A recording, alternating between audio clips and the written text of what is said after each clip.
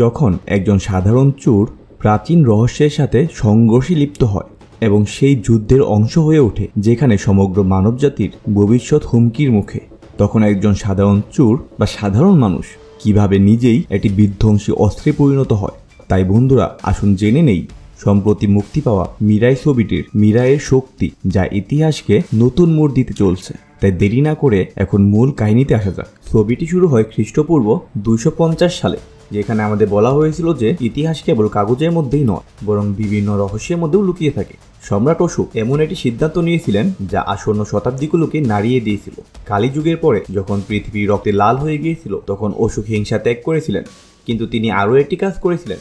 তিনি 9 জন পণ্ডিতকে বেছে নিয়েছিলেন এবং তাদের 9টি রহস্যময় গ্রন্থ দিয়েছিলেন, যার মধ্যে গোপন জ্ঞান ছিল যা সাধারণ মানুষের নাগালের বাইরে ছিল। তাই আমি আপনাকে এই গ্রন্থগুলো এবং তাদের ক্ষমতা সম্পর্কে বলতে যাচ্ছি। প্রথম গ্রন্থটি হলো প্রকাশ প্রসারণ, যাতে আলো এবং শক্তি নিয়ন্ত্রণের পদ্ধতি রয়েছে। দ্বিতীয় গ্রন্থটি হলো মনোবিজ্ঞান, যেখানে রয়েছে মানুষের চিন্তা ভাবনা, অনুভূতি এবং মন নিয়ন্ত্রণের আশ্চর্যজনক জ্ঞান। তৃতীয় গ্রন্থটি হলো অণুজীববিদ্যা, যেখানে রয়েছে রোগ সৃষ্টিকারী এবং নিরাময়কারী অদৃশ্য জীবের জ্ঞান। চতুর্থ গ্রন্থটি হলো রসবিদ্যা এবং রসায়ন, এখানে রয়েছে ধাতু পরিবর্তন এবং আশ্চর্যজনক মিশ্রণ তৈরির শিল্প। পঞ্চম গ্রন্থটি হলো যোগাযোগ, যেখানে রয়েছে কথা না বলে দূর থেকে বার্তা প্রেরণের রহস্যময় কৌশল। ষষ্ঠ গ্রন্থটি হলো মধ্যাকর্ষণ এবং জ্যোতির্বিদ্যা, যেখানে রয়েছে মহাবিশ্বের গোপন রহস্য, গ্রহ এবং শক্তি যা বিজ্ঞানের চেয়েও এগিয়ে ছিল। সপ্তম গ্রন্থটি হলো সমাজবিজ্ঞান, যেখানে রয়েছে সভ্যতা নিয়ন্ত্রণ ও সংগঠিত করার নিয়ম। অষ্টম গ্রন্থটি হলো অস্ত্রশস্ত্র, যেখানে রয়েছে এমন সব বিপজ্জনক এবং মারাত্মক অস্ত্রের গোপন রহস্য। নবম গ্রন্থটি হলো ভবিষ্যৎবাণী, যেখানে আসন্ন সময়, ঘটনা, বিপর্যয় এবং বিপ্লবের আভাস আগে থেকেই পাওয়া যায়। আর এই 9টি গ্রন্থ বিভিন্ন দেশের বিভিন্ন যোদ্ধাদের হাতে হস্তান্তর করা হয়েছিল। তারা আজ পর্যন্ত তাদের রক্ষা করে চলছে। এখন গল্পটি আসি 2000 সালে, যেখানে আমরা অম্বিকাকে দেখতে পাই, যিনি নবম গ্রন্থটি রক্ষা করছেন, যেখানে ভবিষ্যৎবাণীর গোপন রহস্য লুকিয়ে আছে এবং অম্বিকারও ভবিষ্যৎ দেখার সমস্ত ক্ষমতা রয়েছে। এবং সম্প্রতি অম্বিকা এমন ভবিষ্যৎ দেখেছেন যা দেখে তিনি সম্পূর্ণ ভীত। আসলে তিনি এমন একটি কালো শক্তিকে দেখেছেন যে সমস্ত গ্রন্থ দখল করে নেবে, আর যদি এটি ঘটে তাহলে সেই ব্যক্তি খুবই শক্তিশালী হয়ে উঠবে এবং তখন তাকে কেবল ঈশ্বরই পরাজিত করতে পারবেন। তারপর অম্বিকা সেই 9 জন যোদ্ধাকে ডাকেন, যারা সেই ধর্মগ্রন্থগুলো রক্ষা করছেন। সমস্ত লোক তাদের নিজ নিজ দেশ থেকে অম্বিকার সাথে দেখা করতে আসেন এবং অম্বিকা তাদের বলে যে একটি কালো শক্তি আসছে যা এই সমস্ত ধর্মগ্রন্থ দখল করবে এবং সবকিছু ধ্বংস করবে। কিন্তু এই যোদ্ধারা অম্বিকার কথা শুনে না। তারা বলে এই ধর্মগ্রন্থগুলোর মাধ্যমে আমাদের ভেতরে অনেক শক্তি রয়েছে, তার মাধ্যমেই আমরা তাকে পরাজিত করতে পারবো। কিন্তু অম্বিকা বলে যে আমি আপনাদের যা বলছি তার কোনো সম্ভাবনা নয়, বরং এটি বাস্তব। অম্বিকা বুঝতে পেরেছিলেন যে এই যোদ্ধারা তার কথা শুনবে না। তাই তিনি অগস্ত্য মুনির সাথে দেখা করার জন্য কৈলাস পর্বতে যান, কারণ তাকে এই কালো শক্তিকে পরাজিত করতে হবে এবং কেবল তিনিই তাকে এটির সমাধান বলতে পারেন। অম্বিকা আসলে গর্ভবতী ছিলেন এবং এই অবস্থাতেই তিনি কৈলাস পর্বতে আরোহণ করেছিলেন, যেখানে একজন সাধারণ মানুষের পক্ষেও আরোহণ করা সম্ভব না। কিন্তু তিনি এমন পরিস্থিতিতেই কৈলাস পর্বতে আরোহণ করেন এবং অগস্ত্য মুনির সাথে দেখা করেন। তিনি তাকে এই সমস্ত বিপদ সম্পর্কে বলেন এবং অগস্ত্য মুনি অম্বিকাকে বলেন যে এই যে সংকট আসছে তা কেবল এই 9টি গ্রন্থের উপর নয়, বরং সমগ্র বিশ্বের উপর পড়বে। এই কালো শক্তিকে কেবলমাত্র সেই ব্যক্তি দ্বারা পরাজিত করা যেতে পারে যে ক্রেতা যুগের অস্ত্র মিরাই তুলতে পারবে, এবং সেই ব্যক্তি আর কেউ নয় বরং তোমার গর্ভে বেড়ে ওঠা সন্তান। সে এই কালো শক্তির সাথে লড়াই করবে এবং তাকে পরাজিত করবে, এবং তার জন্য তোমাকে ত্যাগ স্বীকার করতে হবে, এবং সেই ত্যাগ হলো তোমার সন্তান, কারণ এটি সৃষ্টির নিয়ম। ত্যাগ ছাড়া এটি সম্ভব নয়। তারপর আমরা দেখতে পাই যে অম্বিকা তার সন্তান জন্ম হওয়ার সাথে সাথেই তাকে বেনারসের ঘাটে রেখে যায় এবং এখন গল্পটি 24 বছর এগিয়ে যায়, অর্থাৎ 2024 সালে। জানা যায় যে অম্বিকা যে আশ্রমে থেকে এই নবম গ্রন্থটি রক্ষা করছিলেন, এখন 24 বছর ধরে অম্বিকা সেই আশ্রমে ফিরে আসেননি। এবং তারপর এই আশ্রমের সাধক জানতে পারেন যে মহাবীর লামা নামে একজন ব্যক্তি আছেন, যিনি এই সমস্ত গ্রন্থগুলো দখল করতে চান। এমনকি এখন পর্যন্ত সে প্রথম 5টি গ্রন্থ দখল করেছেন। এই সময় তিনি আরও বলেন যে অম্বিকা আমাকে বলে গিয়েছিলেন যে যদি এমন কিছু ঘটে তবে তারা যেন তার সন্তানকে খুঁজে বের করে এবং তাকে সমস্ত কিছু বলে। অন্যদিকে আমরা মহাবীর লামাকে দেখতে পাই, যিনি একজন অত্যন্ত শক্তিশালী ব্যক্তি এবং এখন তিনি আস্তে আস্তে সকল গ্রন্থ দখল করছেন। তার এত ক্ষমতা আছে যে কেউ তার সামনে দাঁড়াতে পারে না। তার কাছে একটি কালো জাদুর তরবারি আছে যার সামনে কেউ দাঁড়াতে পারে না, এবং এর মধ্যে সেই 6ষ্ঠ গ্রন্থের দিকে এগিয়ে যাচ্ছে এবং এটি নিজের দখলে নিয়ে নেয়। তাই এখন বিভা নামের একটি মেয়ে অম্বিকার আশ্রম থেকে অম্বিকার ছেলেকে খুঁজতে বেরিয়ে যায়। এখানে বিভার এমন এক ক্ষমতা আছে যা একজন মানুষের মন সহজেই পড়তে পারে। বিভা যখন বেনারসে পৌঁছায় তখন জানা যায় যে আসলে অম্বিকার ছেলের নাম বেদা, এবং বেদা একজন সন্ন্যাসীর কাছে বড় হয়েছিল, কিন্তু বেদা এখন তার সাথে থাকে না। তার কাছ থেকে জানা যায় যে বেদা কখনো এক জায়গায় থাকে না। সে বেনারস থেকে পশ্চিমবঙ্গ এবং সেখান থেকে হায়দ্রাবাদ গিয়েছে। মূলত বেদা একটি তারাকে অনুসরণ করে, তারাটি যেদিকেই যায় বেদাও সেই দিকে যায়। বেদা ভাবে এই তারাটি হয়তো তাকে পথ দেখাচ্ছে, তাই এখন মানুষের মন পড়তে পড়তে বিভা সেই জায়গায় পৌঁছে যায় যেখানে বেদা ছিল। আমরা বেদার সম্পর্কে জানতে পারি সে একজন ছোট চোর এবং মাঝে মাঝে সে ছোটখাটো চুরি করে থাকে, যার কারণে সে প্রায়ই মারামারি করে। কিন্তু বেদা কোনো কিছুতেই ভয় পাওয়ার মতো ছেলে না। এই সময় আমরা কিছু গুন্ডাকে দেখতে পাই। মূলত বেদা তাদের গাঁজা চুরি করে নিয়ে এসেছে, তাই তারা বেদাকে একটি খুঁটির সাথে বেঁধে রেখেছে। আর কিছুক্ষণের মধ্যেই ওই গুন্ডাদের সাথে বেদার লড়াই শুরু হয় এবং এক পর্যায়ে পুলিশ এসে তাদের সকলকেই ধরে নিয়ে যায়। আর এই সময় বিভা সেখানেই দাঁড়িয়ে সবকিছু দেখছিলেন। এরপর বিভা থানায় গিয়ে তাদের সকলকে সারিয়ে নিয়ে আসে।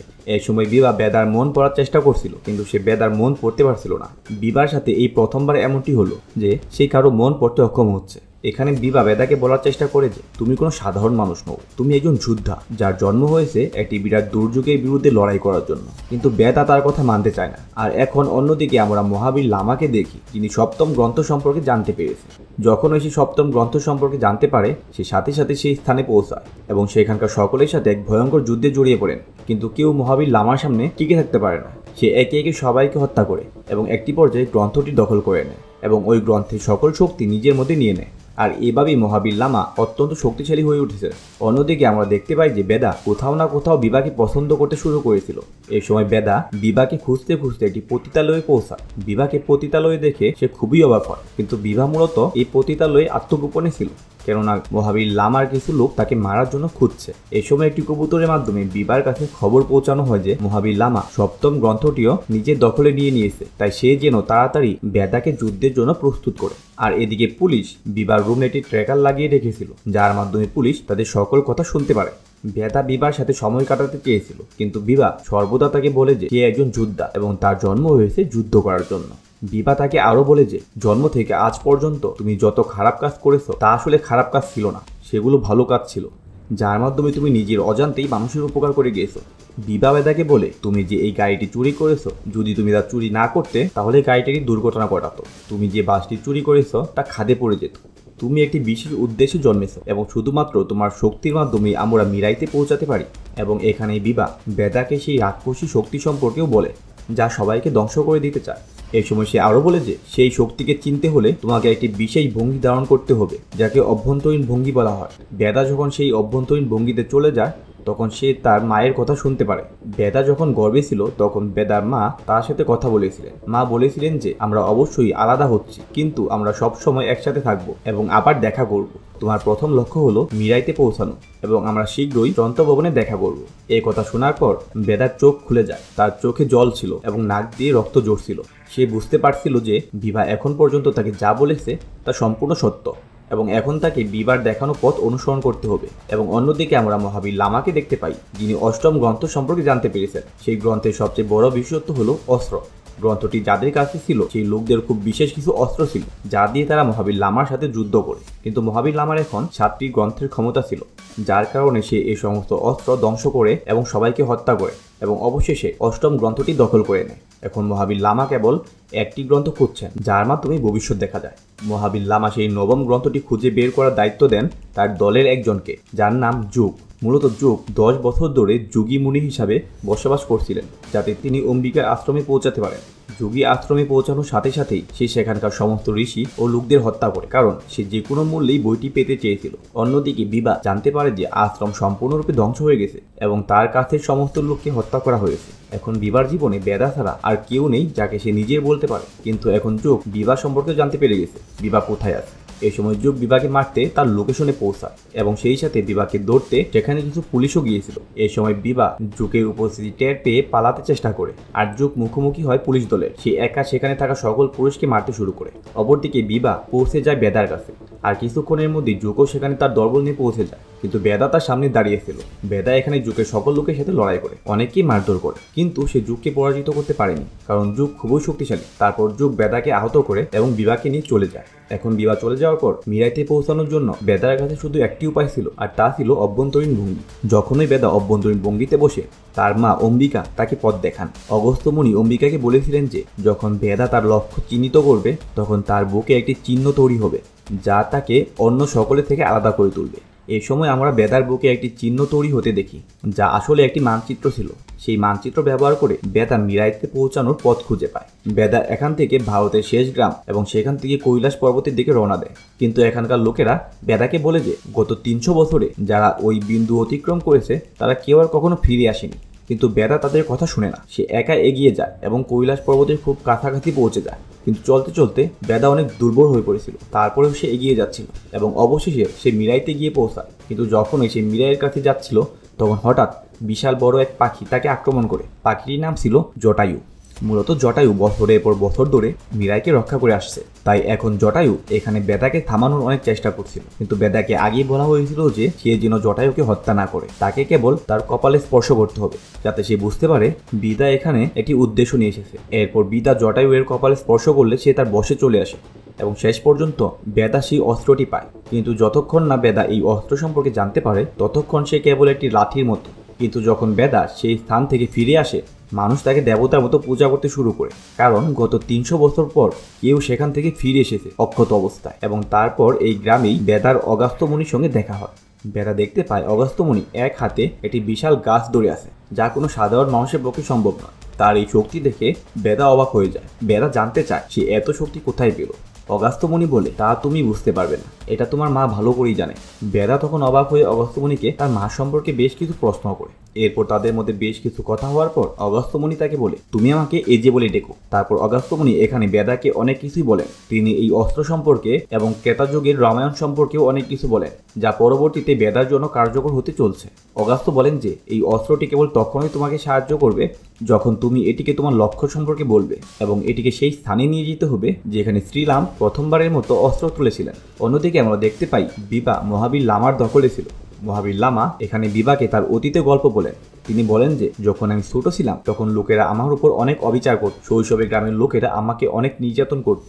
আমার মাকেও ডাইনি বলে ডাকা হতো এবং আমাকে অমানুষ, যার কারণে কেউ আমাকে তাদের সাথে রাখতো না। আমি কোনো ভালো কাজ করলেও তার কৃতিত্ব দিত ভগবান। তারা আমাকে পাথর দিয়ে আঘাত করেছে। এক সময় এই অবিচার বাড়ার সাথে সাথে আমার মানুষ হত্যার ক্ষুধাও আরো বেড়ে যায় এবং আমি একদিন ওই পুরো গ্রাম পুড়িয়ে ফেলি। তারপর আমার ক্ষুধা মিটে যায়, কিন্তু আমার আত্মার ক্ষুধা মিটে না, এবং তারপর থেকে আমি নিজের শক্তি বৃদ্ধি করতে শুরু করেছি। তাই এখন বেদা অগস্ত্য মুনির সাথে সেই স্থানে পৌঁছায় যেখানে ভগবান শ্রীরাম প্রথমবারের মতো অস্ত্র তুলেছিলেন। সেখানে পৌঁছানোর পর বেদা সেই জায়গাটিকে খুঁজতে শুরু করে, কিন্তু বেদা কোথাও সেই জায়গাটি খুঁজে পায় না। অবশেষে একটি ছোট্ট মেয়ে তাকে সহায়তা করে সেই জায়গাটিতে পৌঁছাতে। সেখানে পৌঁছানোর সাথে সাথেই মহাবীর লামার অনেক লোক এবং তাদের সাথে যুগ সেখানে আসে। যুগ বেদাকে বলে যে গতবার তুমি রক্ষা পেয়েছিলে, কিন্তু এইবার তোমাকে আর কেউ বাঁচাতে পারবে না। ওই সব লোক একসাথে বেদাকে আক্রমণ করে এবং বেদা তাদের সকলের সাথে লড়তে শুরু করে এবং একটি পর্যায়ে সে পরাজিত হয়, কারণ তাদের সংখ্যা অনেক ছিল। তারপর তার কিছু কথা মনে পড়ে। তারপর সে সেই অস্ত্রটি তার হাতে রাখে এবং বলে যে আমার মায়ের লক্ষ্যই আমার লক্ষ্য। এরপর একটি মন্ত্র বলার সাথে সাথেই সেখানে একটি বিশাল বিস্ফোরণ ঘটে এবং সেই লাঠিটি এখন সত্যি একটি শক্তিশালী অস্ত্রে পরিণত হয়েছে। সেই অস্ত্রের এক আঘাতেই মানুষ মারা যায়, যার কারণে বেদা এখানে খুব সহজেই সকলকে হত্যা করে এবং শেষ পর্যন্ত বেদা যুগকেও হত্যা করে। তারপর আমরা দেখতে পাই যে যুগ বিবাকে আহত করেছিল, আর এখন বিবার অবস্থা খুবই খারাপ। অতিরিক্ত রক্তক্ষরণে সে অজ্ঞান হয়ে যায়। কিন্তু যেই মুহূর্তে বিবা মীরাইকে স্পর্শ করে সাথে সাথে সে সুস্থ হয়ে ওঠে। এটা দেখে বেদা বুঝতে পারে যে এই অস্ত্রটি কোনো সাধারণ অস্ত্র নয়, এটি খুবই শক্তিশালী। এখানে আমরা জানতে পারি যে বিবাও জানে না নবম গ্রন্থটি কোথায়, কিন্তু এখানে বেদা মনে রেখেছেন যে যদি সেই নবম গ্রন্থটি খুঁজে পেতে হয় তাহলে সেখানে যেতে হবে যেখানে প্রথম গ্রন্থটি রাখা হয়েছিল, অর্থাৎ কামাখ্যায়, যেখানে অঘরীরা বাস করে এবং তাদের বিভিন্ন ধরনের তান্ত্রিক শক্তি রয়েছে। তাই বেদা ও তার লোকেরা কামাখ্যায় পৌঁছায়, কিন্তু তিনি অঘরী বাবার সাথে দেখা করতে পারছিলেন না, কারণ সেখানে অনেক নিরাপত্তা ছিল। এই সময় পুলিশও সেখানে পৌঁছায়। এরপর বেদা মীরা এই শক্তি ব্যবহার করে সরাসরি অঘরী বাবার কাছে পৌঁছায়। এই সময় পুলিশ তাকে গুলি করলেও তা বেদার গায়ে লাগে না। অঘরী বাবা বেদাকে দেখেই চিনতে পারে এবং সাথে সাথে বলেন যে এই বিপর্যয়ের বিরুদ্ধে লড়াই করার জন্য আমাদের যোদ্ধা চলে এসেছে। এই সময় অঘরী বাবা বেদাকে নিয়ে কামাখ্যার উদ্দেশ্যে রওনা হলে পুলিশ তাদের ফলো করে। অঘরী বাবা তা বুঝতে পেরে তার কালো জাদুর মাধ্যমে পুলিশদের অন্য একটি পাহাড়ে পৌঁছে দেয়। এই সময় অঘরী বাবা বেদাকে কামাখ্যায় নিয়ে গিয়ে একটি মূর্তি দেখায়। যার চারপাশ দিয়ে আগুন জ্বলছিল, আর এই মূর্তিটি ছিল বেদার মায়ের। এর সময় আমাদের একটি ফ্ল্যাশব্যাক দেখানো হয়। এই সময় আমরা দেখতে পাই যে একটি সম্পূর্ণ গ্রাম আগুনে জ্বলছিল, শুধুমাত্র একটি ছেলে জীবিত ছিল, তার নাম মহাবীর। তাই অঘরী বাবা মহাবীরকে তাদের গ্রাম কামাখ্যায় নিয়ে আসে। কামাখ্যায় অনেক লোক ছিল যারা কালো জাদুতে বিশ্বাস করত এবং তা অধ্যয়ন করত। মহাবীর সেখানে আসার পর অঘরী বাবা তাকে কালো জাদু শিখিয়েছিলেন এবং এখন তার ভিতরে অনেক তান্ত্রিক শক্তি চলে এসেছে। তান্ত্রিক শক্তিকে সে অন্য সবার থেকে দ্রুত আয়ত্ত করতে পারে। এখন সময় এসেছে প্রথম গ্রন্থ রক্ষার জন্য একজন উত্তরসূরি নির্বাচন করার। অঘরী বাবার ছেলেও সেখানে ছিল, যে খুবই শক্তিশালী তান্ত্রিক। কিন্তু অঘরী বাবা মহাবীরকে মনে মনে প্রথম গ্রন্থ রক্ষার জন্য বেছে নিয়েছিলেন। কিন্তু যখন তাদের ক্ষমতার পরীক্ষা করা হয় তখন দেখা যায় যে মহাবীর অনেক বেশি আক্রমণাত্মক এবং তার মধ্যে কোনো মহত্ব নেই। তাই এখন অঘরী বাবা মহাবীরের পরিবর্তে প্রথম গ্রন্থ রক্ষার দায়িত্ব দেয় তার ছেলেকে। আর এতে ক্ষুব্ধ হয়ে মহাবীর গ্রামের সকলের উপর কালো জাদু করে এবং তাদের বশে এনে নেয়। এরপর সে অঘরী বাবাকে একটি গাছের সাথে বেঁধে ফেলে এবং কালো জাদুর মাধ্যমে গ্রামের সকলকে মৃত্যুর মুখে ঠেলে দেয়। এবং এই সময় আমরা জানতে পারি সে অঘরী বাবার ছেলেকে হত্যা করে প্রথম গ্রন্থটি হাতিয়ে নিয়েছে। আর অল্প কিছুক্ষণের মধ্যেই সকল গ্রামবাসী মারা যাবে। আর মহাবীর তার দাঁড়িয়ে দাঁড়িয়ে উপভোগ করছিল। আর হঠাৎ সেখানে আসে অম্বিকা। এই সময় সে গ্রামের সকলের এই অবস্থা দেখে তাদেরকে বাঁচাতে নিজের জীবন বিসর্জন করার সিদ্ধান্ত নেয়। অম্বিকা তার নিজের জীবন দিয়ে গ্রামবাসীকে মহাবীরের তন্ত্র থেকে রক্ষা করে। অম্বিকা এই ত্যাগ স্বীকার করেছিলেন যাতে গ্রামের মানুষ রক্ষা পায় এবং মহাবীরের জাদুকরী সূত্র থেকে তারা মুক্ত হতে পারে। কিন্তু এখানে অম্বিকা অঘরী বাবা এবং মহাবীরকে বলেছিলেন যে মহাবীর ভবিষ্যতে সমস্ত গ্রন্থ গ্রহণ করতে পারবে, কিন্তু নবম গ্রন্থের উপর তার দৃষ্টি পড়ার সাথে সাথেই সে ধ্বংস হয়ে যাবে। এই কথা শুনে মহাবীর সেখান থেকে চলে যায়। এখন গল্পটি চলে আসে বর্তমান সময়ে। এই সময় বেদা তার মায়ের মূর্তির সামনে দাঁড়িয়ে বাধা করে যে সে তার জীবন দিয়ে হলেও সেই নবম গ্রন্থটি রক্ষা করবে। কিন্তু বেদা জানে না ওই গ্রন্থটি এখন কোথায় আছে, এমনকি তা কেউ জানে না। আর এই সময় বেদা আকাশে ওই তারাটিকে দেখতে পায় যে সব সময় তাকে পথ দেখাতো। তারাটি এবারও তাকে পথ দেখানো শুরু করে এবং সেই তারা দেখানো পথে হাঁটতে থাকে এবং এক সময় সেটি গুহায় প্রবেশ করে। আর সেই গুহাতেই সে ওই নবম গ্রন্থটি খুঁজে পায়। এই সময় আমরা দেখতে পাই মহাবীর একসাথে অনেক মানুষকে কালো জাদু করার প্রস্তুতি নিচ্ছিল। অপরদিকে এই সময় বেদা নবম গ্রন্থটি বের করে যোগীস্থানে যাওয়ার চেষ্টা করছিলেন, কিন্তু এই সময় পুলিশ তাকে গ্রেপ্তার করে এবং এটি ট্রেনের ছাদে নিয়ে আটকে রাখে। কিন্তু সামনেই মহাবীর তাদের জন্য অপেক্ষা করছিল। এমনকি মহাবীরের কিছু লোক ট্রেনের উপর তাদের উপর আক্রমণ করে। এই সময় পুলিশ ভয় পেয়ে যায় এবং বেদার হাত খুলে দেয়। এরপর বেদা মহাবীরের লোকজনকে মেরে ফেলে। অপরদিকে মহাবীর ট্রেনের ব্রিজ ভেঙে ফেলা পুরো ট্রেনটি এখন ঝুঁকির মধ্যে রয়েছে। বেদা এখন মেরে শক্তি ব্যবহার করে ট্রেনকে আটকানোর চেষ্টা করে এবং একটি পর্যায়ে একদম দুর্ঘটনার মুখোমুখি অবস্থায় সে ট্রেনটিকে থামাতে সক্ষম হয়। আর এই সময় তাদের দুজনের মধ্যে শুরু হয় এক ভয়ঙ্কর লড়াই। কিন্তু শেষ পর্যন্ত মহাবীর বেদাকে পরাজিত করে এবং সেই নবম গ্রন্থটি তার কবজায় নিয়ে নেয়। আর অপরদিকে সে অনেক মানুষকে তার কালো জাদুর মাধ্যমে বশ করে রেখেছিল। তাই বেদা তার মায়ের মতোই তার নিজের জীবন বিসর্জন দিয়ে তাদের সকলকে বাঁচানোর সিদ্ধান্ত নেয়। এতে তার হাতে আগুন জ্বলতে শুরু করে আর তারপর হঠাৎ নেমে আসে বৃষ্টি। এতে দেবার শরীরে আগুন নিভে যায়। তারপর অগাস্ত্যমণির কিছু কথা আমাদের বলা হয়। যখন মৃত্যুকেও জয় করে আসা একজন অসুর সামনে দাঁড়িয়ে থাকে তখন দেবতারা নিজেরাই তাকে শেষ করার জন্য অস্ত্র হিসাবে আবির্ভূত হবে। এবং আপনি কি জানেন সেই আশ্চর্যজনক শক্তিশালী অস্ত্রটি কি? এই অস্ত্রটি আসলে মর্যাদা পুরুষোত্তম শ্রীরামের ধনুক। যখনই এই অস্ত্রটি কোনো যোদ্ধার হাতে যায় তখন এটি একটি ঐশ্বিক অস্ত্রে পরিণত হয় এবং এখন সেই মীরাই এটি ধনুকে পরিণত হয়েছে। এবং এখন এখানে আমাদের বীর বেদা সেই ধনুক ব্যবহার করে এবং এক আঘাতেই বেদা মহাবীর লামাকে হত্যা করে। আর এখানেই মূলত মুভিটি শেষ হয়।